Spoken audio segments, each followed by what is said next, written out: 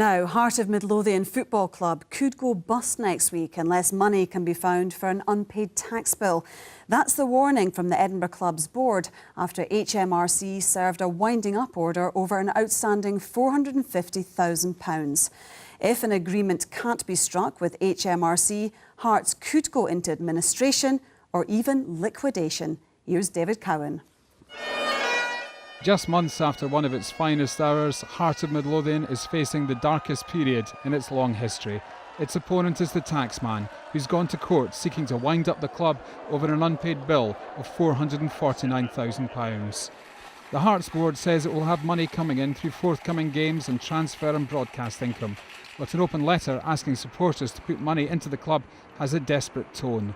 The board said, without the support of fans, there is a real risk that Heart of Midlothian Football Club could play its last game next Saturday against St Mirren. This isn't a bluff, this isn't scaremongering, this is reality. We could be entering the final days of the club's existence. The board has asked fans to invest in the share issue and buy tickets for 3 upcoming games. Sources at Tynecastle say they haven't received any money from parent company UBIG since February. A prominent supporter held out the hope of a takeover. Mr Romanoff has indicated that he wants to get out of ownership, preferably by next summer. I believe that there are people who are now really so aware of the urgency of the situation that at last they're stirring and considering whether or not they might get involved. And that's a glimmer of hope without raising hopes too high. We're all brought up with them here, and we need Hearts here, eh?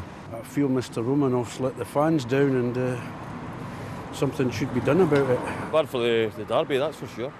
Definitely miss Hearts and Hibs games, eh? The board called their appeal for emergency backing a call to arms. Undoubtedly fans will respond. The question is, will enough money arrive in time to save this famous club? Tonight, the Scottish Government issued a statement saying it would do all it can to help, including approaching HMRC.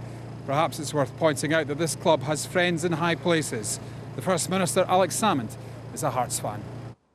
To look at the issues, former head of marketing at Hearts, Lawrence Brodie, and Maureen Leslie, director of the insolvency firm MLM Solutions. Lawrence Brodie, the Hearts have had a series of cash flow problems in recent years. They've failed to pay their players on time 5 times. How big a crisis is this they're facing at the moment? I don't think we can underestimate how serious this is now, Rona. Hearts are 8 days away from the most difficult and dark moment in the club's history. If they can't find the money, then the prospect of administration or worse is very, very real indeed. How have they managed to get into this mess? The club has a very substantial wage bill. It has a big pool of players and has spent a lot of money down the years, and they've required a lot of financial support from the parent company UBIG. That's no longer forthcoming, as your report mentioned there, and since February there has been no external funding. In order to fulfil the obligations to players in particular, they've struggled. I think it's worth pointing out that, different to most ordinary businesses, a football club cannot choose to make players redundant. For example, it cannot embark on that kind of process. So therefore they're stuck with these players until at least next summer, when a number of them come off the wage bill. But it's about getting to that point. Maureen, we've heard how Hearts have got into this difficulty. How do they get out of it? They're certainly, as Lauren said, in a really tight corner now. What's actually happened is that HMRC has presented a petition to court asking the court to make an order to put Hearts into liquidation.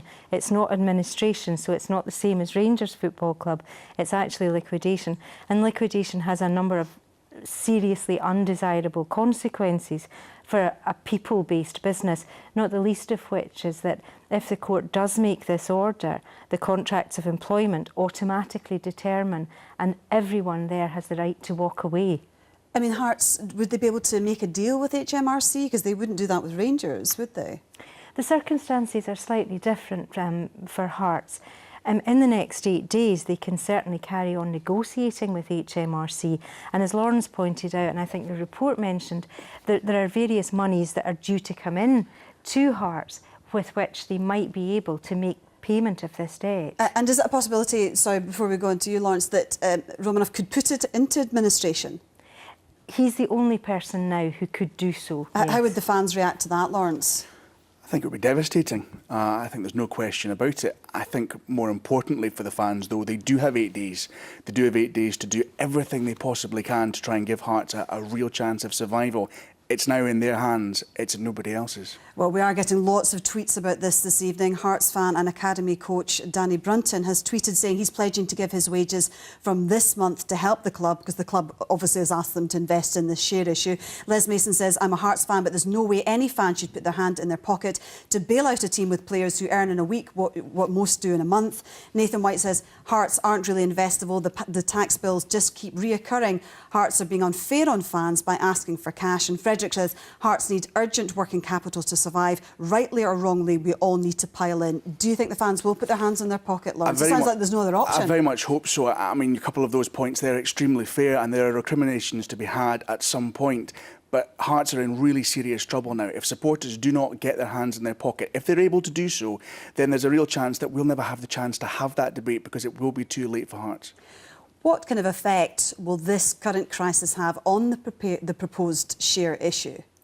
I understand, Rona, that this is quite a complex issue, that they've issued a prospectus which highlighted certain risks, and one of those risks was the ongoing dispute with HMRC in relation to a quite separate tax debt. But now that this is a separate issue, and there's now surely a very real risk that Hearts are asking people to invest in a business which in 8 days' time might not even be here. It is, very complicated in that respect. But I mean, how do the fans see it? Do they want a new buyer? We heard George Fowkes saying that there might be a possibility in the package earlier. I think Hearts fans want Hearts of Midlothian Football Club more than anything else. They want to see a bright future. However, again, I go back to the fact that for the next few days, it's not about whose name is above the door. It's about 8 days in which we could determine what happens in the next 8 years at Hearts. And can the SPL afford to see, their league's third biggest team going down like Rangers? Can this be allowed to happen? Well, it's difficult. You'd hope not, but there is precedent, and it has happened over the course of the last few months. That precedent probably sets a tone for what might happen in future. Certainly, you can't have one rule for one and one rule for others. So again, I think what's happened gives a message to supporters out there that if they can, they must try and do everything they can to support the club in the next few days, because they know what the future would be.